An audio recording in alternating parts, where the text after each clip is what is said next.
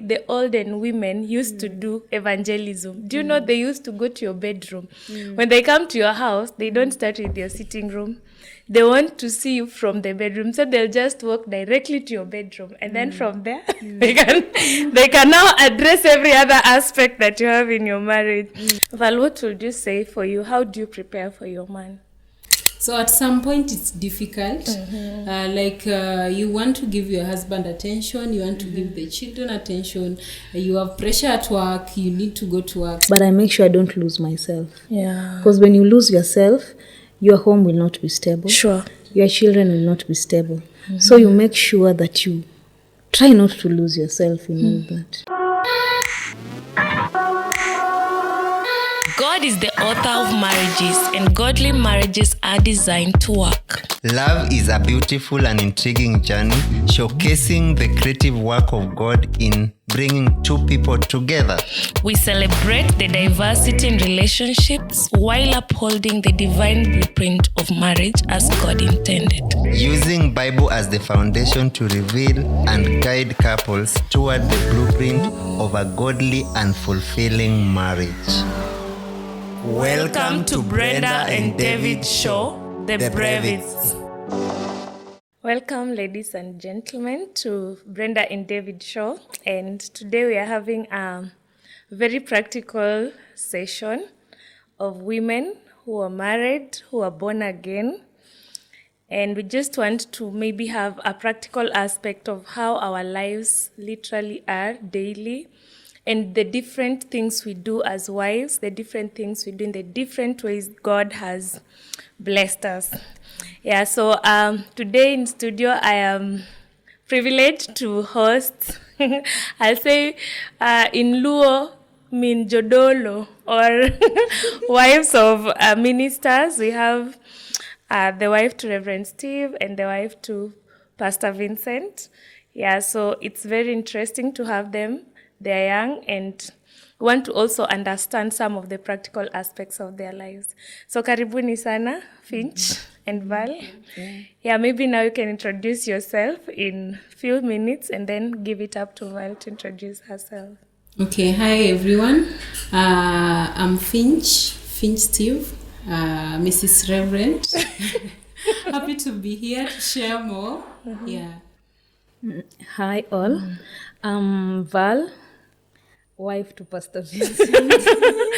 Yeah, sure, that's it. And just note that we are also being viewed by our husbands. So when we giggle and laugh a lot, understand this is how it happens. Yeah, so we want to start maybe with just understanding. Val, what is your typical day? You've woken up in the morning. Just give us a flow in your day. How does your day look like as Val? Okay, my day as Val, first of all, as a young woman in Christ, I start my day in prayers. And then I take time to read the word.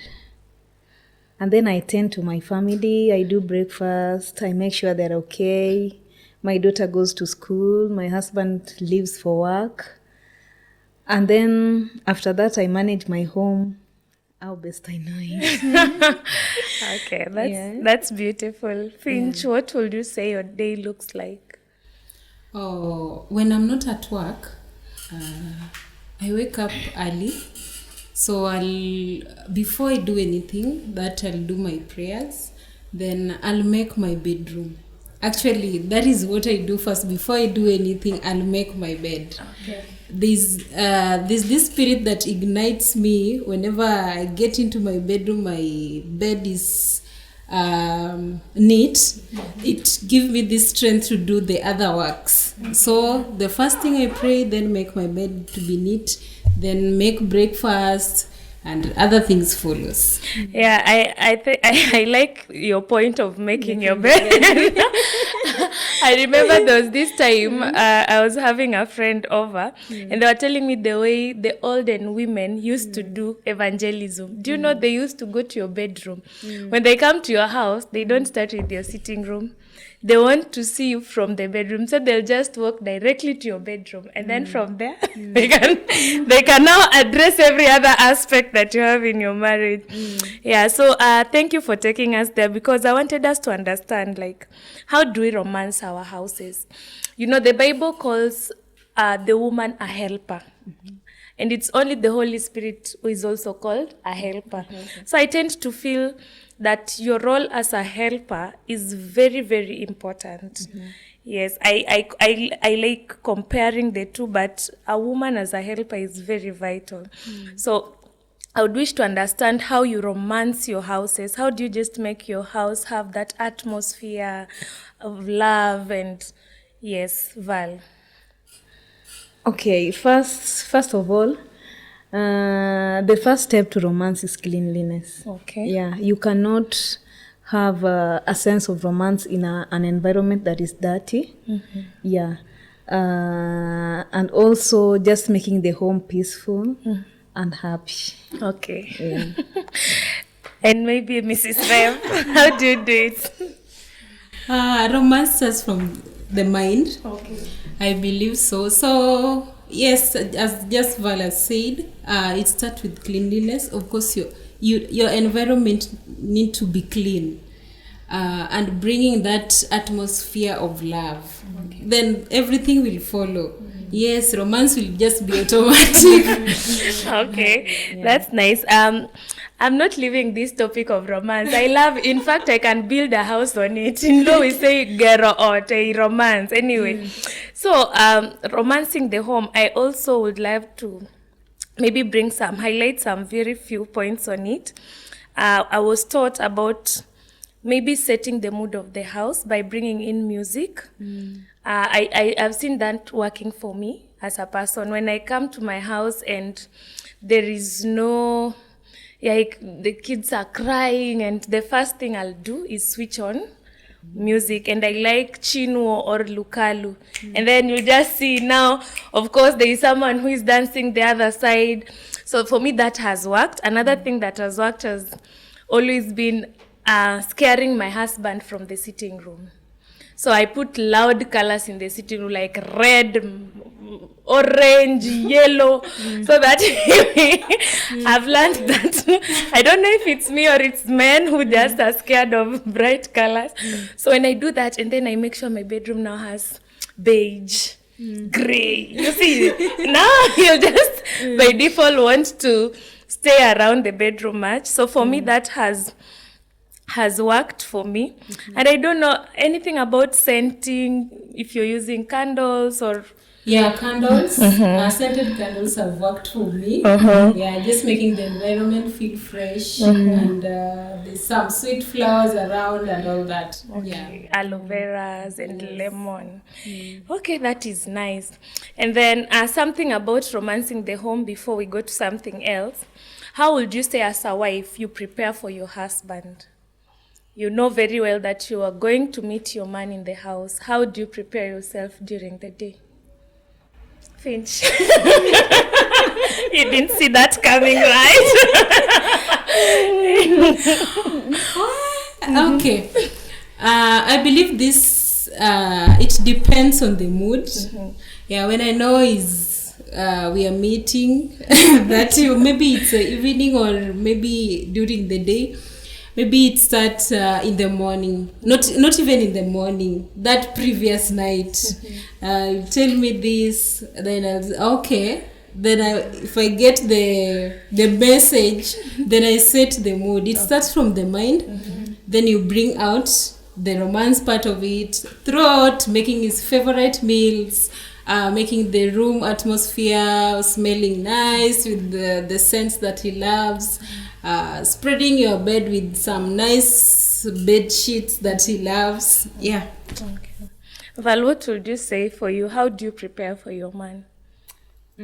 I would say trying to be in the best mood, because the other day I remember my husband came home and I was not in a good mood. So he went out. He was washing his car. He was like, how can this man go and wash his car? I'm here, I've been here the whole day. And then I asked him. And then he told me, but you're in a bad mood. Okay. And it really touched me. I just went to sleep. So the mood also Matters. Yeah, Okay. the mood also matters. Yeah, that's nice. I think, for women and especially godly women, we fall victims of this. It's very important for us to know that when you are preparing for your man, it starts from the mind. I agree with all of you. And apart from it starting from the mind, you also have to put yourself in the mood, as she has said, because women are more of, they say we go pole pole. We are not like men. We are, during counseling, we were told that sisi ni jiko, wanaume ni pasi. You put it in the socket and switch it on and it's but for us, you'll have to and do a lot of that. So for me, how I prepare myself for my man, I usually try and speak to myself a lot of times. We have a rule in our house. We say that we have to call ourselves 12 times in a day, of which we don't. But anytime we do that during the day, you'll just say, this is call number 5, And when that happens, when I hear him saying a number on that day, I know that this is a day that, it is just not a normal day. Yeah, so I like it when he says a number, he say, call number 2. I'm like, okay, so I should start. And maybe just preserving some of my energy because I'm a very energized woman during the day. So instead of running up and down when I get this is day number 3 calls, I know that, buni tulie nifanye laptop work because it's lit. Yeah, so it's very important. I agree with you, setting the mood, preparing yourself, and having it to start from your mind. And now I want to get out of that place because I can stay there forever. I love speaking about intimacy and romance because I realized that sex was created by God, and it is us who have to help the world understand what sex actually is because it came from the biblical concept. So don't worry why I've stayed there long. Anyway, another thing I want us to talk about is dressing. What inspires your daily dress code? Val, before stepping out of your house or in your house, just when you wake up in the morning, you'll not just go and pick a random cloth. There is an idea or something that inspires you. What is that? Oh my God. I cross my legs. I'll go back to the mood. When you're happy, that is how you'll dress. Like me, most of the time when I'm sad, I'll dress in black. Okay. Yeah. But when you want to know that I'm happy, I'm colorful like today. I get colorful. Okay. Yeah, I get colorful. So and the choice of clothes? And the choice of clothes, what would I say?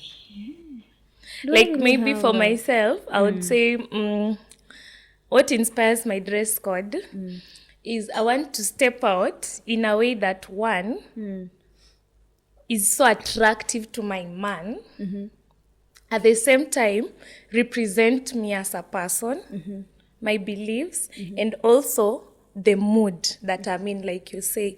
So for example, when I'm going to work, the greatest inspiration is, do I look good for my husband? That is the first inspiration for me.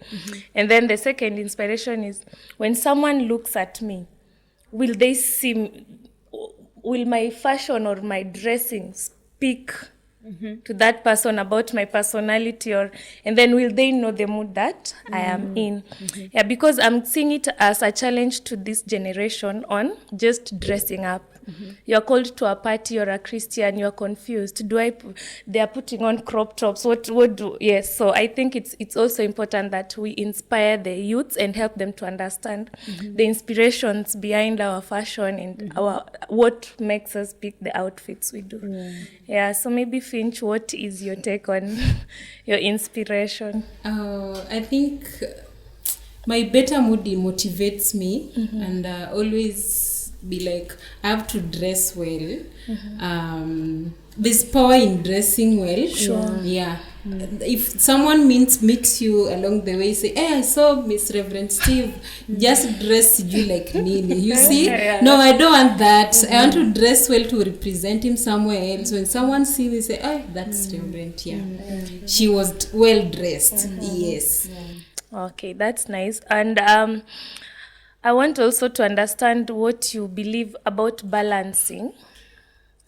You are a wife, you are a mother, you are a sister-in-law, you are a daughter-in-law, you are a friend, you are a doctor, you are a manager, you are a pastor's wife, you are Finch, you are a sister-in-law, you know, you are a, all those things, you are an auntie. A woman has very many titles.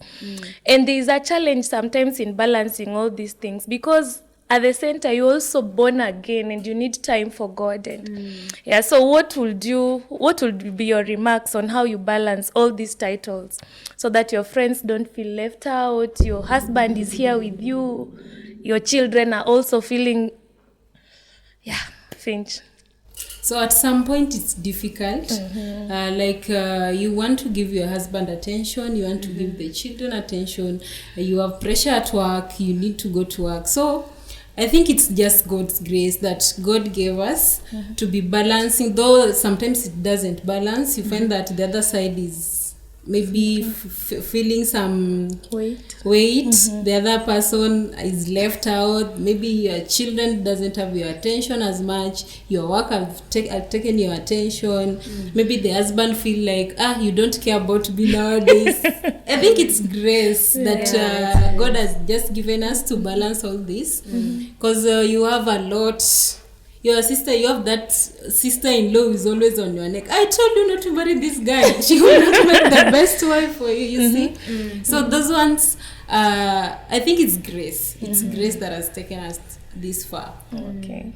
What would you say about that? What I'll say, even as I try to manage all, my first rule is to make sure that I put myself, in as much as I should not put myself first so much, but I make sure I don't lose myself. Yeah. Because when you lose yourself, your home will not be stable. Sure. Your children will not be stable.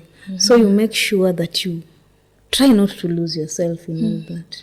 And at those times you get those guilt trips. I remember there was a weekend I was intentional that for every month, we have always been intentional that for every month we get one weekend to just go with my husband.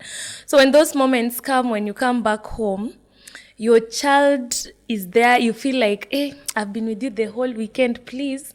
It's just time now to bond with my babies. I want to walk with them. I want to be with them in every step. So it's also important that as a woman, you also try and fight off the guilt that come. They also come as a wife. There were moments, I think, when I was married, when I was starting my journey in marriage, when I lost many friends. Because to me, a phone now was not a priority.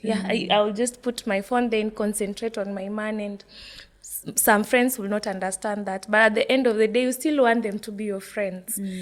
So a phone has also been a challenge in most homes. And I would wish to understand in your house context how you've been handling the phone. The phone has come in as that most people call it the co-wife or the co-husband. How are you handling your phones? Is it a big deal in your houses? And yes, maybe your remarks on that, Val. Yeah, it's a very big problem.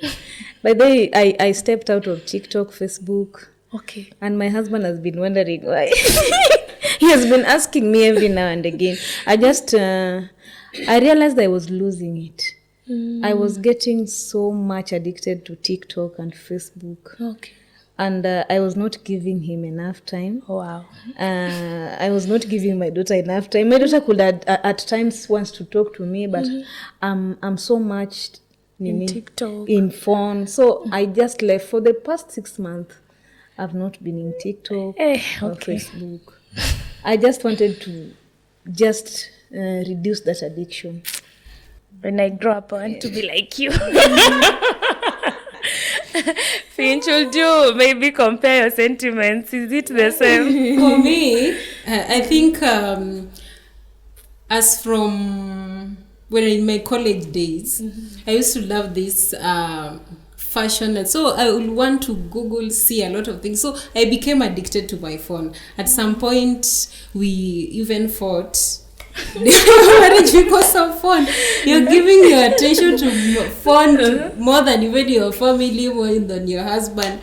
Then at some point I said, yeah, it's true. Let me reduce the frequency. Yeah, that's how I managed it.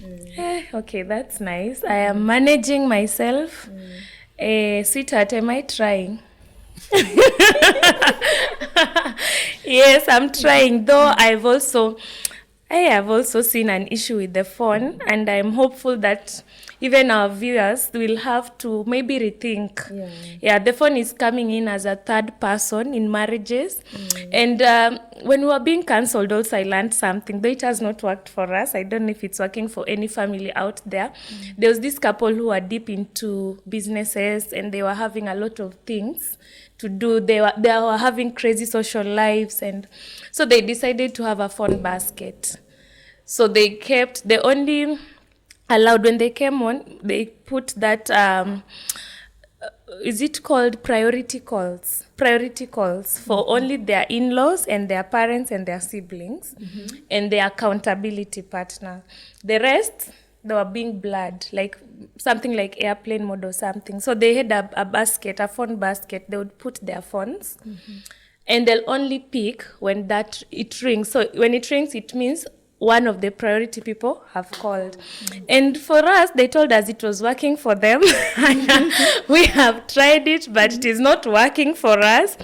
But I would say it's something that this generation should watch out on seriously, because it's like a third intruder that comes into marriage, takes your space, takes your time. Yeah. And then finally, I would want us to talk about homemaking. Homemaking entails laundry, doing food. Yes, and just organization of the home. That thing is not easy. It's not. And as women, we should appreciate ourselves for trying and doing it. So maybe I would also wish to understand where your hearts are with regard to homemaking. What are your thoughts concerning house helps? What would you advise a new mom or a new wife to be concerning these things? Because there is house help here, there is food, there is laundry. Yeah, so maybe something that has worked for you or your friend. I will really be glad to hear it out. Okay, for homemaking, it entails a lot. There is, you also have a house help here, of course. But for me, I think deep down my heart, I think I love interior designing. Like my chairs will not face the same position the whole year. I know. Sometimes the whole month. Even after 2 weeks, I will change them. Maybe I want another look. Maybe the other weekend I'll change it facing the other side. I'll change my TV stand to this. So I want a new look, like something new every time. I feel like sometimes it gets boring, so I'll just do a new position. People face the other side, the other week they're facing this side. That is me. So when it comes to cleaning, I don't just leave house help to do cleaning for me. Sometimes even if you get the best, they will not do your thorough cleaning the way I want it. I will want I will want my windows clean. I will want my curtains changed maybe after like 2 weeks or 1 week, because sometimes there are a lot of dust. They don't change it. If you leave it there, you'll have a curtain full of dust. Your children are sneezing. You don't know what is bringing that. So sometimes I do it myself, as long as they're doing it. This time weekends, you just take your time and do your house, and you feel that fresh air, you see that new look. Then that makes me happy. Yes. I wish I borrowed the same sentiment. When it's come to cooking, I think cooking is also my passion. I love playing with a lot of types of food. I'll make wet fry, I'll do fries, I'll do soups. I will want to try different meals with different tastes. Yeah. that has always inspired me. I'll do my kitchen. I'll be in my kitchen. I can be in the kitchen from morning to evening. Yeah. Hey, Reverend Steve must be a lucky man. He's growing big. Okay. I have a lot you have to say. On regards to homemaking, I would advise that having ourselves is not wrong. To me, it's not wrong because it's too much. It's too much. In as much as now I don't do house helps in my house, I manage because my business I can manage. You see, when I have events, maybe I go to work maybe on Thursdays or Fridays. So when I'm not around, my daughter will be at my sister's place or at my cousin's place. Okay. But I've been managing. In as much as we need these house helps, but we don't need them too. If you can manage your home, why not? Like me, my business is flexible, so I just manage without the house helps because your home needs you more than the house helps. You see, when you give the house help full control, they will be running your home, their home in your home. Yeah, they will be running their home in your home.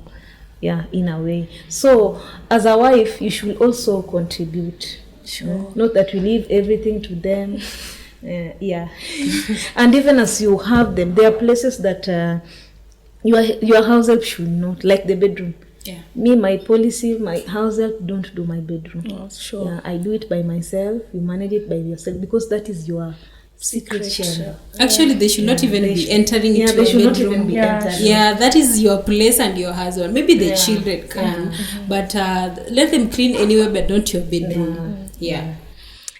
That's called wisdom from women of God. So I borrow such sentiments, and I also learn in the process. And I would wish we also have a reflection on how we bring our house managers. I think this is one person who has been really supported by house managers because of my lifestyle. But one thing that I've been always careful to do is to maybe ensure discipleship in them, because as women of God also, it's very important that those you bring in your house, you either disciple them or reach out to them in the other way. So it is also important that women see these things. When you bring a house help into your home, first, how did you bring them? Did you seek for God to help you or guide you to the right people who will support you? Because you can bring in someone who will also destroy your kids. Because I think we are all purposing to raise godly offspring. And if you're raising a godly offspring, a house help takes part also in doing this. So when we are bringing them home, we should prayerfully seek for our house helps. And when they come in, we should take the greatest role in maybe discipling them and helping them to find themselves also in Christ. So that has been an interesting session, a very practical session. It's also very interesting to know that as much as we are out there and spreading the gospel, back home we are still wives, we submit, and we are mothers, and we are business women, and we are sewing in all this. So thank you so much, our viewers. We hope this has been very interesting and helpful to you. Till next time, bye-bye. God is the author of marriages, and godly marriages are designed to work. Love is a beautiful and intriguing journey, showcasing the creative work of God in bringing two people together. We celebrate the diversity in relationships while upholding the divine blueprint of marriage as God intended. Using Bible as the foundation to reveal and guide couples toward the blueprint of a godly and fulfilling marriage. Welcome to Brenda and David Show, The Brevists.